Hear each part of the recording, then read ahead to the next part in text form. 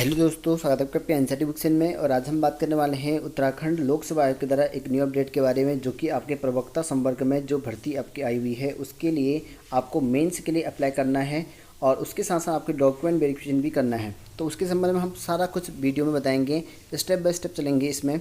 और ये जो है आपको मैंने कल ही बता दिया था, जिनकी 20 तारीख को बता दिया था। और लेकिन आज यहाँ पर पब्लिश हो रखा है आज की डेट में, यहाँ पर यूकेपीएससी के ऑफिशियल वेबसाइट में। ठीक है, इसके वेबसाइट में जाकर भी आप लोग चेक कर सकते हो, वहाँ पर आपको देखने को मिल जाएगा। और 22 तारीख को यहाँ पर हो रखा है और ये कल 20 तारीख को छप गया था और कल मैंने आपको यहाँ पर 21 तारीख को बताया था। ठीक है, इसमें जैसे यहाँ पर क्लिक करोगे, ठीक है, तो उसके बाद से यहाँ पर जो है आपको विज्ञप्ति हेतु जो है क्लिक करना के लिए ऑप्शन यहाँ पर आएगा। तो इसमें जैसे क्लिक करोगे ये डाउनलोड आपका हो जाएगा। ठीक है, और इसमें जो है विज्ञप्ति में क्या लिखा गया है, क्या यहाँ पर करना है आपको, वो आपको बताता हूँ मैं इसमें। तो जैसे ही आपका ओपन हो जाएगा 20 जुलाई का आपका लिखा आएगा। कई लोग सोचेंगे कि पुराना है, तो अपडेट यहाँ पर पुराना, ठीक है, पब्लिश 20 को हो चुका है लेकिन अपडेट अभी हो रखा है वेबसाइट पे। ठीक है, इसीलिए मैं वेट कर रहा था आपको इसके बताने को लेकर। तो इसमें क्या कहा गया है आपके लिए कि जो आपकी स्क्रीनिंग परीक्षा हुई थी 21 तारीख को, तो उसके लिए जो है अब आपकी मेंस परीक्षा होनी है। और उसके संबंध में यहाँ पर कहा गया है कि जो भी सफल अभ्यर्थी हैं, ठीक है, ऑनलाइन जो है आवेदन पत्र में किए गए दावों का जो यहाँ पर उसके मूल अभियोगी से जो है मिलान करते हुए जो है संनिरीक्षण यानी कि स्क्रूटनी आपके जो यहाँ पर उत्तराखंड लोक सेवा आयोग हरिद्वार में आपको यहाँ पर कार्यक्रम जारी कर रखा है। इसके कार्यक्रम के जो प्रस्ताव है इसके आप अनुसार ही आपका यहाँ पर परीक्षा कार्यक्रम तय करना है। यानी कि आपका जो डॉक्यूमेंट वेरिफिकेशन है वो आपका जो है इसके ऑफिस में होना है। उत्तराखंड लोक सेवा आयोग हरिद्वार के ऑफिस में जाकर आपको डॉक्यूमेंट वेरिफिकेशन करना है और उसके लिए जो है आपके जितने भी मूल प्रमाण पत्र हैं उन सब की जो है यहाँ पर जांच होनी है। और जितने भी आप लोगों ने फॉर्म में फिल कर रखा उनके जो आपने दावे कर रखे हैं उसी के अकॉर्डिंग आपका मैच होगा। यानी कि जो फॉर्म भर रखा है वही चीज़ मान्य होगा। अगर उसके अलावा कुछ और चीज़ें आपके पास हैं तो इनवैलिड माना जाएगा, आपको जो है अनर्हता की सूची में आपको रखा जाएगा। अगर हम बात करें, आपको मैंने बताया था कि 9 तारीख से जो है स्टार्टिंग इसकी 9 अगस्त से आपकी डॉक्यूमेंट वेरिफिकेशन है। तो लिस्ट जारी कर दिया गया है, इसमें आप लोग देख सकते हैं। प्रवक्ता कला अभ्यर्थी 15 अभ्यर्थी टोटल हैं और सामान्य अभ्यर्थी हैं। इसमें जो है 9/8/2021 को रोल नंबर यहाँ से यहाँ तक का है। ठीक है, तो इनका जो है यहाँ पर 9 तारीख को रखा गया है और उसी दिन जो है यहाँ पर 15 अभ्यर्थियों का सामान्य जो शाखा में आते हैं और 15 अभ्यर्थी जो कि मनोविज्ञान से होंगे उनका भी 9 तारीख को रखा गया लिस्ट है। इस तरह से प्रवक्ता कृषि विज्ञान का भी 9 है और समाज शास्त्र का भी 9 तारीख को है और यहीं पे इतिहास का भी सामान्य वाले का 9 तारीख को है। उसके बाद 10 को जो है संस्कृत वालों का जो है यहाँ पर 333 अभ्यर्थियों का, ठीक है ना। तो ये फर्स्ट 9 तारीख को जो है कम लोगों का है, 10 तारीख को जो है अलग अलग, ठीक है, 10, अच्छा टोटल संस्कृत वालों के लिए टोटल 10 हैं। ठीक है, टोटल 10 को जो है रखा गया है और 11 को भी संस्कृत में, टोटल जो है 333 है। 10, 11, 12, 13 को रखा गया, अलग अलग दिन रखा गया इसका। ठीक है, और 14 को भी रखा गया है, 16 को भी रखा गया, 15 को तो छुट्टी होगी आपकी, इस वजह से 16 को रखा गया है। यानी कि डेली लगातार आपके हैं। भूगोल के हैं 373 अभ्यर्थियों के डॉक्यूमेंट वेरिफिकेशन करना है, 17 से लेकर 24 के तक आपका करना है। उसके बाद से यहाँ पर प्रवक्ता गणित के हैं और इसमें जो है 274 प्लस 35 अभ्यर्थी और एक्स्ट्रा क्यों कर रखा है इसमें, प्लस एक्स्ट्रा क्या 35 अभ्यर्थी और जैसा लिखा है इन्होंने 25, 26, 27, 28 और 31 को, 29, 30 को नहीं है। वहीं यहाँ पर 692 जो है यहाँ पर नागरिक शास्त्र के हैं, 10/8 से लेके 24 को होना है इसका भी। ठीक है, तो 10/8 से आपका 10/24 तक, सॉरी 24/8 तक, ठीक है, 10 से है इसका भी 10 से है। डेट आप चेक कर लेना अपना अपना सब्जेक्ट का। जीव विज्ञान में है 908 प्लस 47 विद्यार्थी हैं इसमें, 10 तारीख से इनका भी है, 23 तारीख तक चल रखा है, नहीं 27 तारीख तक चल रखा है इनका। प्रवक्ता का है यहाँ पर भौतिक शास्त्र का सामान्य का है 907 अभ्यर्थी इसमें है, 10 तारीख से लेकर ये भी चलेगा आपका 27 तारीख तक, लगभग जो है 1 महीना पूरा जा रहा है आपका यहाँ पर डॉक्यूमेंट वेरिफिकेशन में। और प्रवक्ता रसायन का है यहाँ पर 966 प्लस 52 लिखा गया है, ये भी आपका 10 से लेके 27 तक के हैं। और अंग्रेजी प्रवक्ता का है 10 से लेके आपका यहाँ पर लगभग 1380 प्लस 1 लिखा गया है और 7 तारीख तक 9 सितंबर तक चल रहा है। और प्रवक्ता अर्थशास्त्र का है 10 से लेके आपका 25/8 तक चल रखा है और भी है यहाँ पर, ठीक है, सितंबर 8 तारीख तक चल रखा है, 1 महीना पूरा लगा रहे हैं इसमें। हिंदी का भी है, इसमें जो है 26 से समथिंग है अभ्यर्थी हैं, 2600 से भी ज़्यादा हैं इसमें। ये भी आपका 10 से लेके जो है आपका 8 तारीख तक चलेगा। ठीक है, अब यहाँ पर है आपके लिए इंपॉर्टेंट चीज़ें। प्रत्येक दिवस को जो है अभ्यर्थी के अभिलेख जो है जांच कार्य और परीक्षा भवन उत्तराखंड के जो लोकसभा आयोग का आपका भवन है हरिद्वार में स्थित 10 बजे से प्रारंभ किया जाएगा। तो 10 बजे से प्रारंभ है, यानी कि आपको 10 से पहले पहुंचना पड़ेगा। 9:30 बजे आपको परीक्षा भवन में पहुंचना पड़ेगा।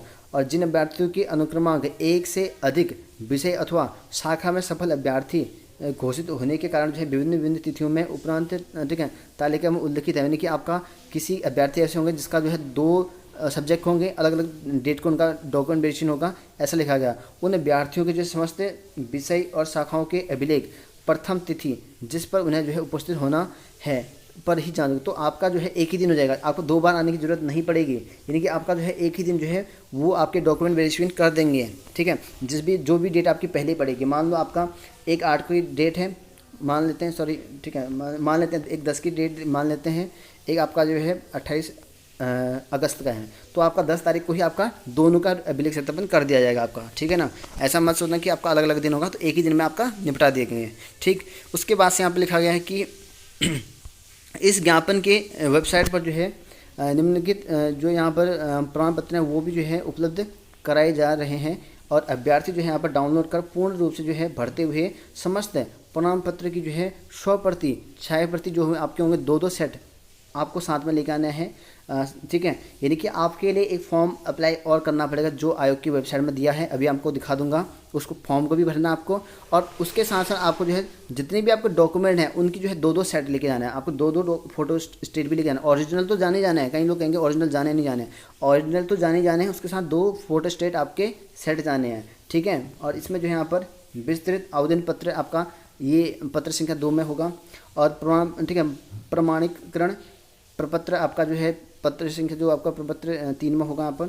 ठीक है, देशना प्रपत्र, ठीक है, ये अगर आप पत्रक होगा ये आपका जो है 4 में होगा, ये आपको भी बता दूंगा मैं। ठीक है, और बाकी जो है आप लोग 2-2 सेट तैयार रखें, ऐसा यहाँ पे कहा गया है। और यहाँ पे ये भी लिखा गया ऐसे अभ्यर्थी जो है 1 से अधिक विषय अथवा जो है शाखा हेतु जो है सफल होंगे, उन्हें प्रत्येक विषय अथवा शाखा हेतु जो है उपरांत जो है प्रपत्रों व नीचे लिखे अभिलेख 2-2 सेट में तैयार कर उपलब्ध कराना अनिवार्य होगा। यानी कि आपने 2 सब्जेक्ट पर रखे हैं, 2 सब्जेक्ट पर रखे तो एक के लिए भी आपको 2 सेट चाहिए और दूसरे वाले के लिए भी 2 सेट चाहिए। ठीक है ना, तो 2-2 सेट आपको चाहिए। और जो आपके प्रमाण पत्र होंगे वो क्या होंगे, क्या क्या लेके जाना है आपको, यहाँ पर देखिए हाई स्कूल का आपको प्रमाण पत्र लेके जाना है, अंक तालिका लेके जानी है, इंटर का आपको प्रमाण पत्र लेके जाना है, अंक तालिका लेके जानी है, स्नातक की आपको ठीक है उपाधि लेके जानी है, अंक पत्र, और समस्त विषयों के और या सेमेस्टरों के लेके जाना है। सभी सेमेस्टर के आपके जो अंक पत्र होंगे वो लेके जाना है आपको। और वहीं यहाँ पर स्नातक को उपाधि यानी कि जो पोस्ट ग्रेजुएशन के हैं अंक पत्र आपको और यहाँ पर सर्टिफिकेट दोनों लेके जाने हैं। और LT डिप्लोमा या शिक्षा शास्त्र में स्नातक आपके पास यहाँ पर जो भी है B.Ed के डिग्री है तो B.Ed की डिग्री, तो वो सब कुछ लेके जाना है आपको। और अधिमानी अर्हताएँ जो भी आपके अधिमानी अर्हताएँ होंगे जो भी लागू होंगे उसका जो है सर्टिफिकेट लेके जाना पड़ेगा। और आरक्षण एवं जो स्थायी निवास संबंधी प्रमाण पत्र वो भी लेके जाना पड़ेगा ओरिजिनल। ठीक है, ओरिजिनल के साथ साथ आपके पास 2-2 सेट डुप्लीकेट भी होनी चाहिए। ठीक है, विज्ञापन बिंदु संख्या 2 में जो है नोट समूह के पदों पर जो है भर्ती के लिए अन्य जो है अनिवार्य अर्हता के संबंध में जो यहाँ पर ऑनलाइन आवेदन पत्र में किए गए दावे के सापेक्ष प्रमाण पत्र जो भी आपके दावे किए होंगे उसके साथ प्रमाण पत्र होगा। जैसे आप मान लो सेवानिवृत्त हो कहीं पर तो उसके लिए प्रमाण पत्र चाहिए होता है। ठीक है, अलग अलग चीज़ें होती हैं। तो मान लो किसी का नाम गड़बड़ है या किसी एफिडेविट है तो वो सब कुछ होता है उसमें। ठीक है, जितने भी प्रमाण पत्र सबको लेके जाना है। यदि अभ्यर्थी जो है राजधानी सेवा में सेवानिवृत्त है तो उसको जो है यहाँ पर NOC लेके जानी पड़ेगी। और यदि अभ्यर्थी के नाम पिता के नाम में जो है विभिन्न प्रमाण पत्रों में जो है शामिल न हो तो उक्त के संबंध में जो है शपथ पत्र मूल जो है रूप में यानी कि ओरिजिनल लेके जाना है आपके पास।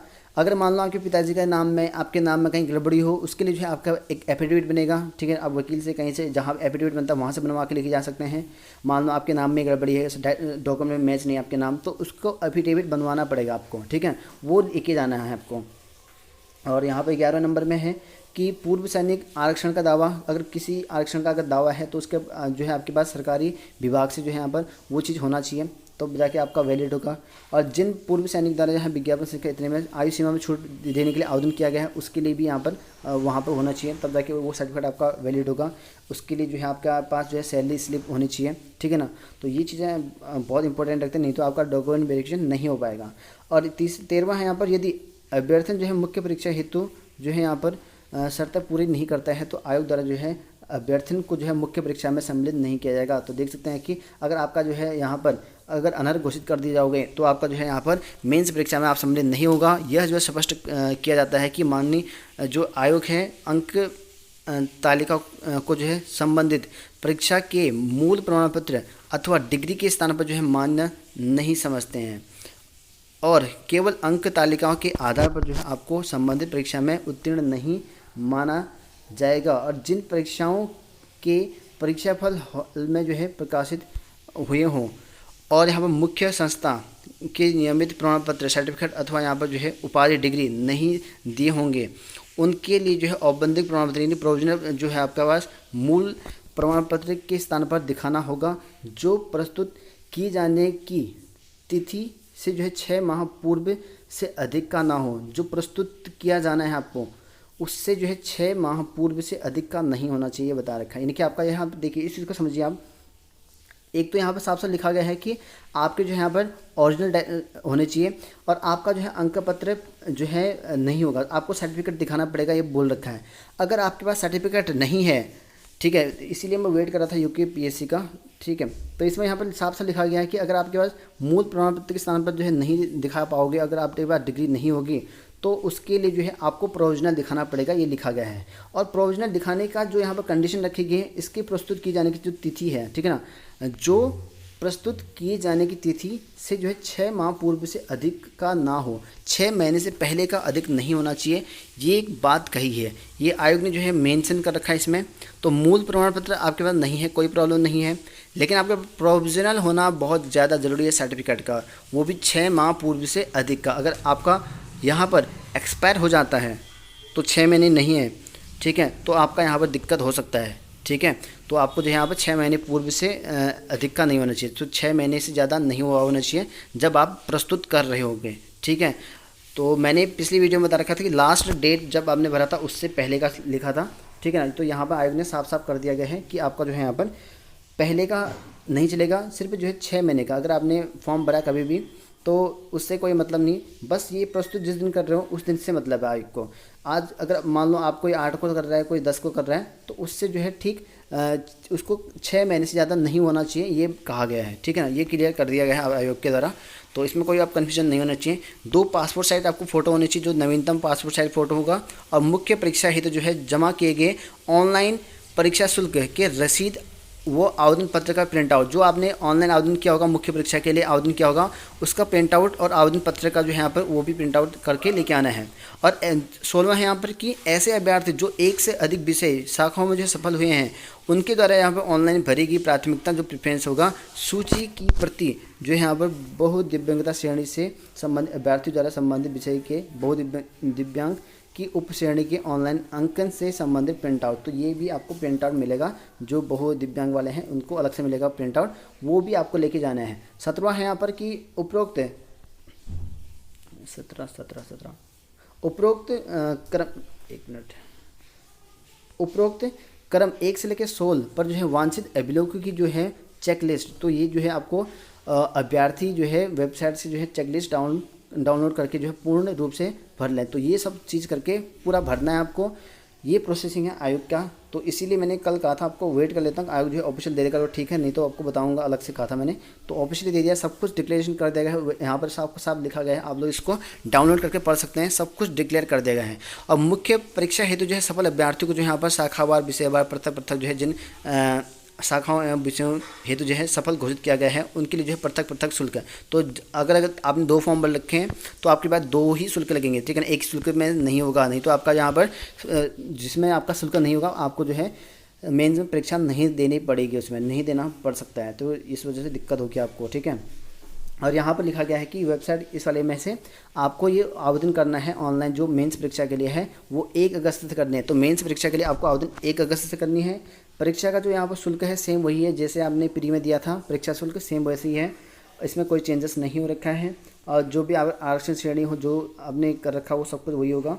और यहाँ पर कहा गया है, और ऐसे अभ्यर्थी जो जहाँ पर जो है 1 से अधिक विषय या शाखा में सफल हुए हैं उनकी जो मुख्य परीक्षा होगा अंतिम चयन जो है उनके किसी एक आधार पर जो है आपको ऑनलाइन प्राथमिकता दर्ज करनी होगी। तो आपको जो है प्राथमिकता भी दर्ज करनी है, प्रेफरेंस वाला भी आपको दिया जाना है, ये भी कहा गया है। तो विषय शाखा के आधार पर जो है प्राथमिकता दर्ज किए जाने की स्थिति में जो है अभ्यर्थन का जो है उच्च जो है प्राथमिकता दर्ज विषय और यहाँ पर शाखा हेतु किया जाएगा, ऐसा यहाँ पे कहा गया। तो आपको जो है प्रेफरेंस वाला भी ऑप्शन वहाँ पर होगा, मिल जाएगा।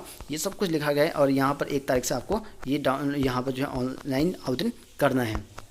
और यहाँ पर ये भी लिखा गया कि विज्ञापन की शर्तों को जो पूर्ण न करने वाले अभ्यर्थी और यहाँ पर अभिलेखों की जांच के समय समस्त वांछित मूल प्रमाण पत्र व छाया प्रतियाँ जो है प्रस्तुत न करने वाले अभ्यर्थियों को जो है आयोग द्वारा अनर्ह घोषित कर दिया जाएगा। तो अनर्ह घोषित कर दिया जाएगा, ये कहा गया है। और आयोग परिसर में आपको मोबाइल, कैमरा, इलेक्ट्रिक जो गैजेट हैं वो सब कुछ प्रतिबंध रहेंगे, वो लेके जाना नहीं। कोविड नियम का जो प्रोटोकॉल है उसको यहाँ पर लागू होंगे। मास्क पहन के लेके जाना है, ये भी कहा गया है। अब आपको फॉर्म दिखा देता हूँ, फॉर्म कैसा है, कैसे भर के लेके जाना है आपको। और उसके लिए जो है आपको 2 तरह के फॉर्म भरने को मिलेंगे, ठीक है ना। एक तो ऑनलाइन फॉर्म मिलेगा आपको, उसके भी प्रिंट आउट लेके जाना है आपको। दूसरा फॉर्म जो है वो आपको मैं अभी दिखा रहा हूँ, ठीक है। जैसे बैक करूँगा मैं यहाँ पे, और उसके बाद जो है यहाँ पर ये आपका आ जाएगा सेकंड वाला, ठीक है। ये आपका ये सेकंड वाला जैसे आप डाउनलोड करोगे तो उसके बाद से ये है, तो ये सेकंड फॉर्म है। इसमें भी आपको सब कुछ भर के ले जाना है। ये आपका ओरिजिनल, इसको डाउनलोड करोगे पहले, उसके बाद इसमें सब कुछ फिल करोगे, जो भी आपका यहाँ पर सब कुछ है, फ़ोटो वोटो लगाओगे, अपना नाम, रोल नंबर, यहाँ पर अपने डेट ऑफ बर्थ, सब कुछ आपको लिखना पड़ेगा। ये सब कुछ चीज़ें लिखा गई हैं, जितनी भी आयोग ने बता रखे हैं सारे के सारे सेट आपके पास होने चाहिए, ठीक है। और ये सब कुछ लिखा गया है, ये सब कुछ लिखा गया है। तो ये सब कुछ आपको भरना है। और संलग्न जो आपके प्रमाण पत्र संलग्न है उसकी भी लिस्ट बनानी है आपको। 9 तक लिखा है, इसका मतलब 10 भी जोड़ सकते हैं, 11 भी जोड़ सकते हैं, क्या क्या आपके पास है, सब कुछ आपको यहाँ पर लिस्ट बननी है। और ये आपका डिक्लेरेशन फॉर्म है, ये आपको घोषित करेगी कि आपने जो फॉर्म में फिल किया था सब कुछ सही फिल किया था। उसके आधार पर जो है आपको यहाँ पर अर्हता और अनर्हता सूची में रखा जाएगा, ठीक है। यहाँ पर आपका डॉक्यूमेंट वेरिफिकेशन का प्रोसेसिंग ये है। और उसके बाद जो है ऑनलाइन आपका जिस दिन 1 तारीख से होगा उसका फॉर्म खुल जाएगा। उसके बाद फिर से अब बताऊँगा। और जो प्रमाण पत्र को लेकर था उसमें जो है आप लोग देख सकते हैं कि 6 महीने का से ज़्यादा नहीं होना चाहिए जब आप प्रस्तुत कर रहे हो, ठीक है। मैंने कल बताया था आपको कि जब आप फॉर्म फिल करो उससे 6 महीने का होना चाहिए, ऐसा कहा था। लेकिन इसमें साफ साफ कह दिया कि आपका जब प्रस्तुत कर रहे हो उसमें जो है आपका 6 महीने से ज़्यादा का नहीं होना चाहिए, ठीक है ना। अगर 6 महीना हो गया है तो आपका जो है यहाँ पर एक्सपायर हो चुका है, अब दोबारा बनाना पड़ेगा, नहीं तो आपको अनर्हता की सूची में रखा जाएगा, ठीक है। आप जो है जल्दी से बना लें, अभी आपके पास टाइम है। क्योंकि जो है आपके जो डॉक्यूमेंट वेरिफिकेशन है वो आपके 9 तारीख से हैं, 9 तारीख से हैं। जो यहाँ पर प्रोविजनल है वो 1 दिन में बन जाता है। जो लोग प्रोविजनल बनाना चाहते हैं, वेबसाइट है आयोग की, सॉरी कुमाऊं यूनिवर्सिटी और यहाँ पे ओपन यूनिवर्सिटी, गढ़वाल यूनिवर्सिटी की, वहाँ से प्रोविजनल 1 दिन में बन जाएगा, कहीं जाने की ज़रूरत नहीं पड़ेगी, ठीक है ना। प्रोविजनल हैंड टू हैंड बन जाएगा, इसमें कोई प्रॉब्लम नहीं होगा। सर्टिफिकेट बनाने में कहीं इधर उधर भटकने की ज़रूरत नहीं है, ऑनलाइन बन जाता है वो, ठीक है। और बाकी तो जो अगर मूल प्रमाण पत्र नहीं है आपके पास उसका कोई प्रॉब्लम नहीं है, हो जाएगा, प्रोविजनल से ही हो जाएगा आपका, ठीक है ना। प्रोविजनल दोबारा से डाउनलोड कर लेना, क्या दिक्कत है उसमें, थोड़ा सा चार्ज लगेगा, मेरे ख्याल से 500 या 600 रुपये का चार्ज होगा। और आप जो है घर बैठे बैठे डाउनलोड कर सकते हैं, वो 1 दिन में आपका आ जाता है। अब जो है हर जगह जो है ऑनलाइन सिस्टम चल गया है, ठीक है ना। कुमाऊं यूनिवर्सिटी जाने की ज़रूरत नहीं पड़ेगी, अब नहीं गढ़वाल यूनिवर्सिटी, तो आप जो है कर सकते हैं, इसमें कोई प्रॉब्लम नहीं होगी आपको। फिलहाल आपको समझ में सब आ गया होगा। और इस तरह के आपको ये करना है, फिर सब कुछ फिल